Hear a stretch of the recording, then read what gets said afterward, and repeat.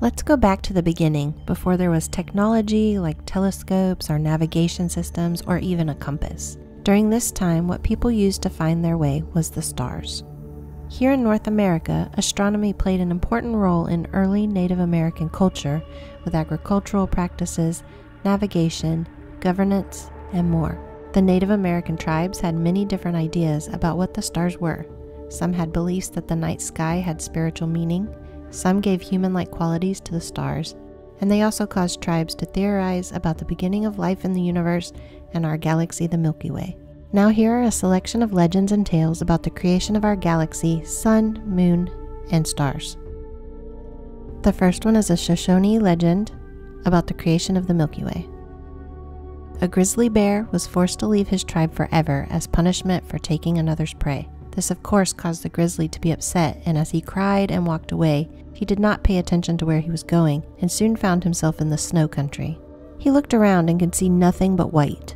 The grizzly ran and ran looking for a trail.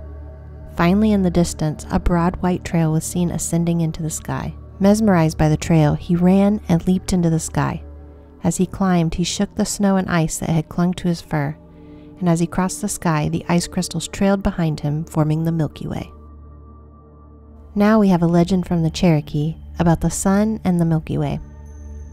In the beginning, there was only darkness, and the people kept bumping into things and each other.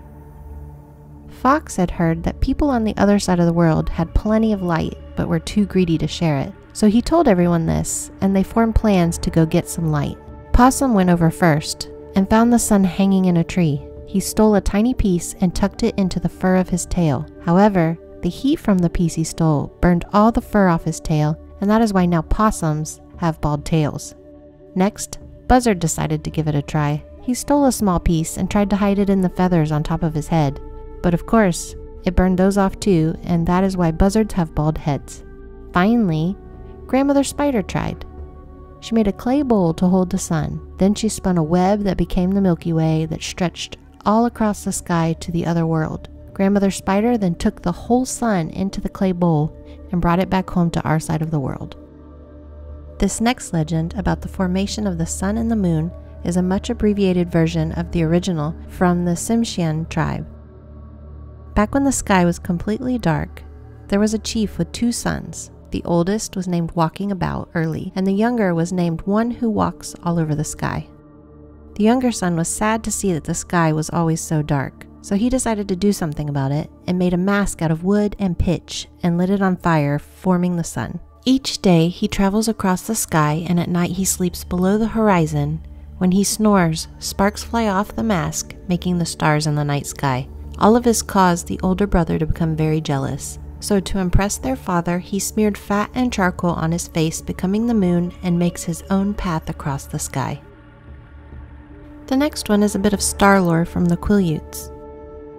There were once 5 brothers, and the 4 oldest went out hunting one autumn day. While hiking out far into the prairie, they met a large man. This man convinced the brothers he could make the elk come soon, and in return they traded the man their best arrows. The man then turned into a huge elk and charged, killing all 4 brothers. When his older brothers failed to come home, the youngest set out to find them. On his journey, he encountered the same man his brothers had.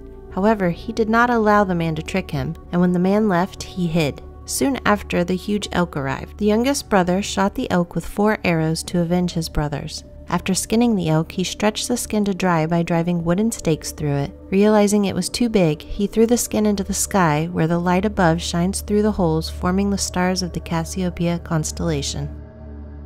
This last legend gives us some more star lore from the Anishinaabe and tells us about the creation of the seasons and the Big Dipper constellation.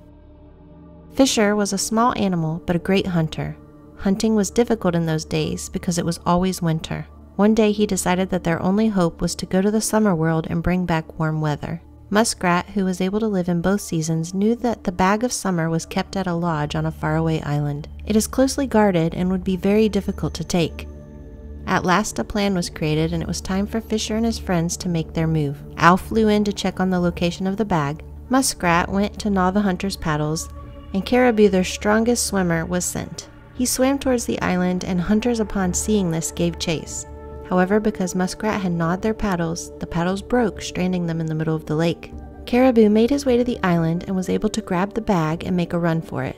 He met up with the other winter animals, and they all took turns carrying the bag. When the hunters finally caught up to them, it was Fisher's turn to carry the bag. He tried climbing the trees to escape the hunters' arrows, but was struck, and the arrow carried him and the bag of summer all the way into the dark sky. The arrow and the Fisher formed the stars of the Big Dipper.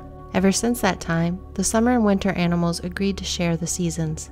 Each would have 6 months of winter and 6 months of summer. Every year Fisher crosses the sky. When the arrow strikes him, he rolls over onto his back in the winter sky. When winter is almost over, he turns onto his feet and starts out once more to bring warm weather back to Earth.